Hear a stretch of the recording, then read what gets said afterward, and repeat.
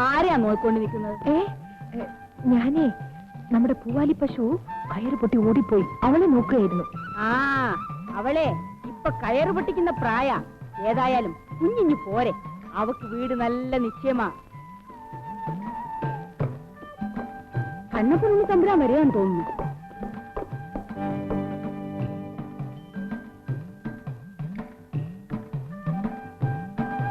നിങ്ങൾ ആരാ? എവിടുന്ന് വരുന്നു? ഞങ്ങൾ 10-100 നാഴിക അകലെന്ന കണ്ണപ്പനുണ്ണിയെ കാണാൻ എത്തിയത്.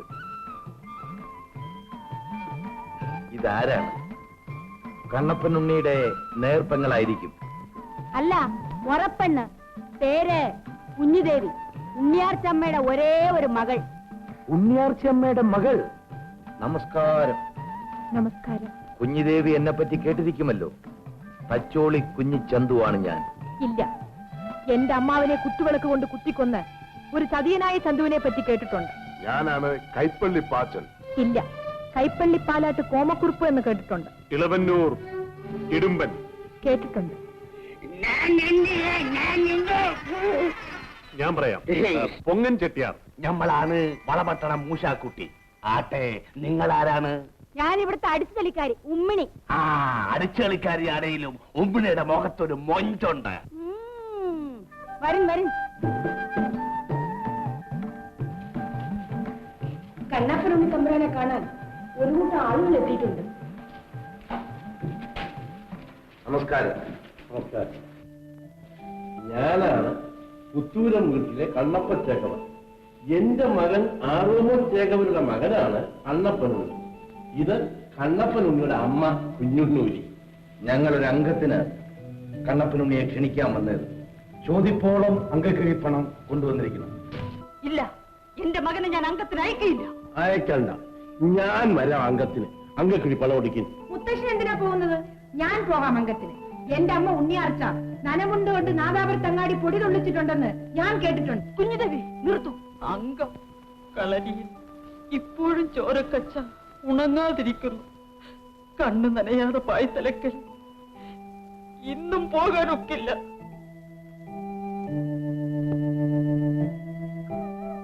നിങ്ങൾ വിഷമിക്കണ്ട, കണ്ണപ്പനുണ്ണി വരട്ടെ. ഞാൻ അവരെ അംഗത്തിന് അയക്കാം. സമാധാനമായി പോയി.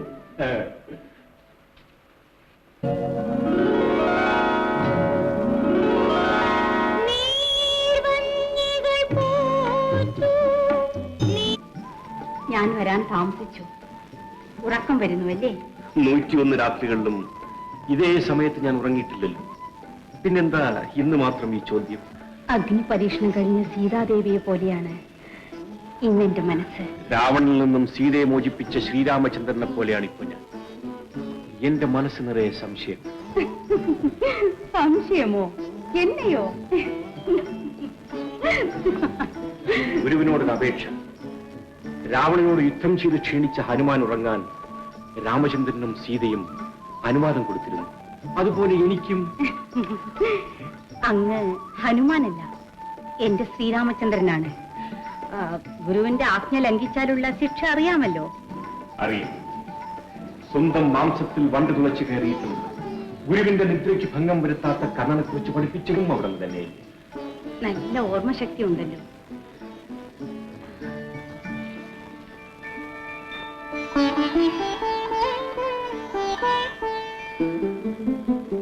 വണ്ടെത്താനുണ്ണാത്ത പൂവ്.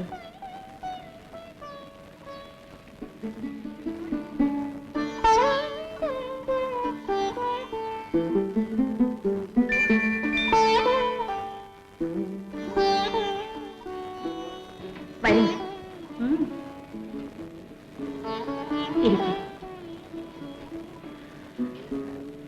ഉറങ്ങണ്ടേ? ഉറങ്ങണം. ഉറങ്ങാത്ത 101 രാവുകൾ ഒരുമിച്ചുറങ്ങണം. ഉണർത്താൻ ആള് വരുവോളം ഉറങ്ങണം. കത്തിയേരിയുന്ന വിളക്കിന്റെ വെളിച്ചത്തിൽ ഈ മുഖം കണ്ടുറങ്ങണം. കുഞ്ഞമ്മേ, ദാഹം എത്രയേറിയാലും ആരും എണ്ണ കുടിക്കാറില്ല. മനസ്സിലായില്ല.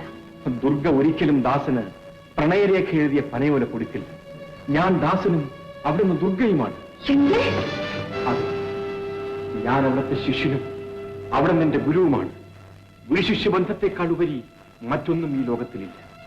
ഇല്ല, നിങ്ങൾ എനിക്ക് പുറ തന്നവനാണ്. മത്സരത്തിൽ ജയിച്ച് താനിയും മാനിയും തന്നവനാണ്. അതേ പുണ്യം. രാമരാവണ യുദ്ധത്തിൽ ശ്രീരാമചന്ദ്രന് വേണ്ടി ഹനുമാൻ മരുത്വാമല നൽകിയതുപോലെ എന്റെ ഗുരുവിന് വേണ്ടി ഞാനെല്ലാം നൽകി. ഓം ഗുരുവേ നിർത്തി. നിങ്ങൾക്ക് വേണ്ടി നാണവും മാനവും കെട്ടവൻ ഞാനാണ്. എന്റെ വിയർപ്പിന്റെ തുടിപ്പാണ് നിങ്ങൾ. എന്റെ എല്ലാ മോഹങ്ങൾക്കും എതിരില്ലാതെ ഉരിയാടേണ്ട പുരുഷനാണ് നിങ്ങൾ. പറയും, ഞാൻ നിങ്ങളുടെ ഭാര്യയല്ലേ? നിങ്ങൾ എന്റെ ഭർത്താവല്ലേ? ഇല്ല ഇല്ല. നിൽക്കിൻ, സത്യം പറയും, അല്ലെങ്കിൽ ഈ വാളുകൊണ്ട് നിങ്ങളുടെ തല ഞാൻ എറിഞ്ഞിടും. വളരെ സന്തോഷം.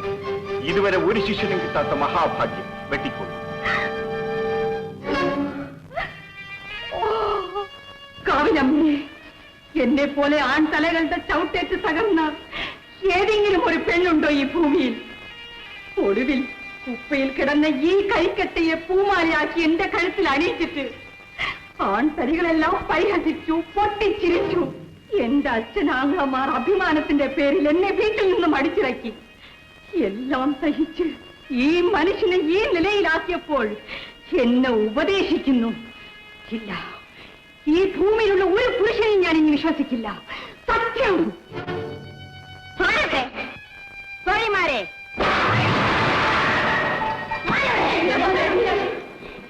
ഇന്നു മുതൽ ഈ വെൺമണിക്കോട്ടയ്ക്ക് പെൺമണിക്കോട്ട എന്ന് പേര് മാറ്റി വിളംബരം ചെയ്യൻ. കോട്ടവാതിക്കൽ മംഗന്മാർ മാത്രം കാവലിരിക്കട്ടെ. അറിഞ്ഞോ അറിയാതെയോ ഏതെങ്കിലും ഒരു ആൺതരി കോട്ടയ്ക്കുൾ കടന്നാൽ അവന്റെ തല അരിഞ്ഞു കളയൻ. നിങ്ങൾ ക്ഷമിക്കും. ക്ഷമയേക്കാൾ മൂർച്ചയുള്ള മറ്റൊരു ആയുധമില്ല. ക്ഷമിക്കും. നിർത്തി. ആദ്യം ഈ ദ്രോഹിയെ പിടിച്ച് തടവറയിലിടൻ. ഈ കോട്ടയിലുള്ള എല്ലാ ആൺതരികളെയും പിടിച്ച് വെളിയെ തള്ളൻ. അമ്മേ, കാവിലമ്മേ, ഞാൻ എന്ത് പാവം ചെയ്തു? എന്റെ അമ്മേ, ഞാൻ ആർക്കെന്ത് ദോഷം ചെയ്തു? എന്നെ എന്തിനീ കണ്ണീരിൽ ആഴ്ത്തുന്നു? അമ്മേ, അമ്മേ പറയും, എന്നെന്തിനിങ്ങനെ പരീക്ഷിക്കുന്നമ്മേ? എന്തിനെ പരീക്ഷിക്കുന്നു? അമ്മേ, എന്നെ പരീക്ഷിക്കുന്നു.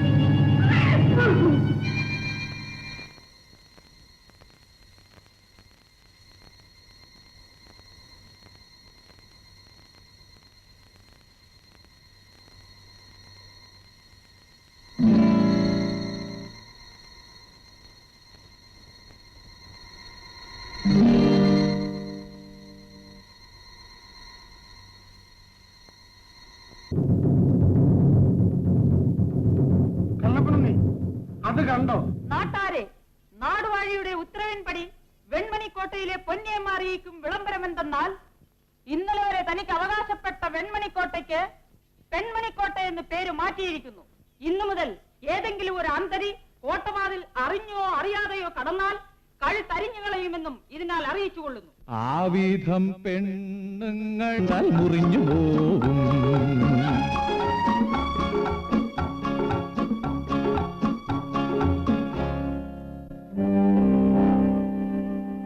അകത്തേക്ക് പോകാൻ പറ്റുകയെന്നല്ലേ പറഞ്ഞു? അയ്യോ, എന്നെ അകത്തേക്ക് വിട്ട എന്റെ നേർഭങ്ങളൊന്നും പറയില്ല. ചെന്ന ചൊല്ലി അമ്പുവാങ്ങള നേർഭങ്ങളെ കാണാൻ കോട്ടവാതുകളിൽ കാത്തു നിൽക്കുമെന്ന്.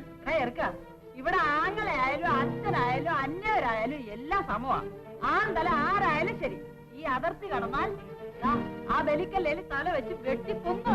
എന്റെ അമ്മമാരെ, ഇത് കണ്ടോ? ഞാൻ എത്ര പാട് കഴിച്ചാണ് ഇത് പറിച്ചോണ്ട് വന്നത്. എന്റെ പെങ്ങൾക്ക് ഇഷ്ടമുള്ള പൂവാണിത്. നീ ഇവിടെ നില്ലേ, ഞാൻ ചെന്ന് ചോദിക്കട്ടെ. ആങ്ങളയല്ലേ, വല്ല അലിവും തോന്നിയാ നിന്റെ ഭാഗ്യം. പൊന്നാങ്ങളെന്റെ ആ മുഖവും ആ സങ്കടത്തിനുള്ള വർത്തമാനം കേട്ടപ്പോൾ ഇവിടെ വന്നൊന്ന് ചോദിക്കാമെന്ന് കരുതി. എന്റെ അമ്പൂരം മനസ്സ് നീറുന്നത് എനിക്കറിയാം. അതിനേക്കാൾ ഉരുകുന്നത് എന്റെ ഉള്ളാണ്. പക്ഷേ വേണ്ട, ഒരു ആൺ തലയും എനിക്ക് കാണണ്ട. അവനെ കാണാൻ കഴിയില്ലെന്ന് പറഞ്ഞു അവനകത്ത് വിട്ടാൽ ശിക്ഷ നിങ്ങൾക്കാണ്.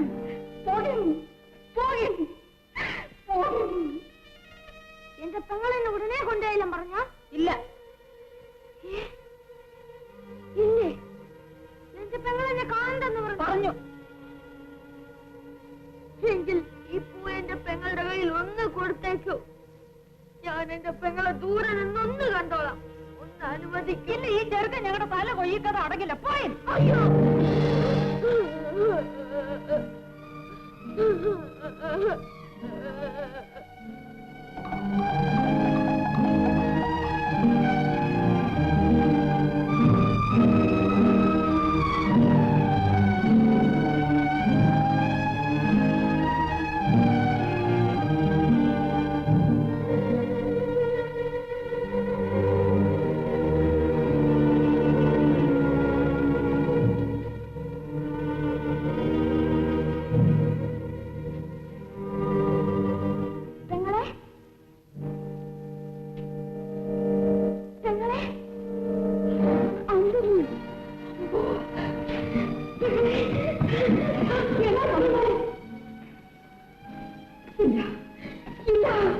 ഒരു ആൺതലയും എനിക്ക് കാണണ്ട.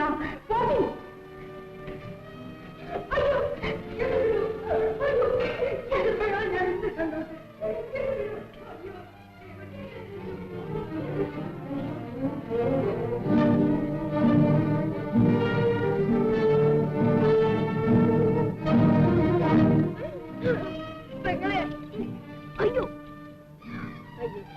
എന്റെ അമ്മമാര് എന്നെ കൊല്ലല്ലേ വേഗല.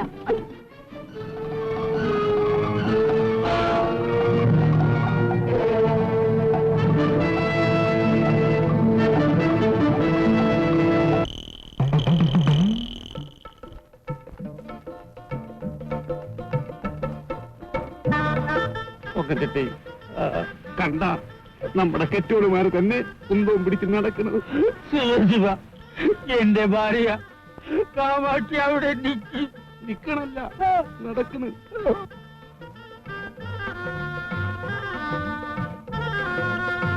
നീ നോക്കിക്കൂ കാമാക്ഷി, നമ്മുടെ എല്ലാം കെട്ടിയവന്മാര് ഈ കോട്ടയുടെ മുന്നിൽ കടന്ന് കരഞ്ഞില്ലെങ്കിൽ വില വേണ്ട. പിന്നെ ഇത്രയും നാളും പോട്ടെന്ന് കരുതി. പിന്നെ ഭർത്താവല്ല ഏത് പുരുഷനായാലും ഈ അതിർത്തി കടന്നു വന്നാൽ തല അരിഞ്ഞു കളയാനാ പൊന്നിയെ മെടകൽപ്പന.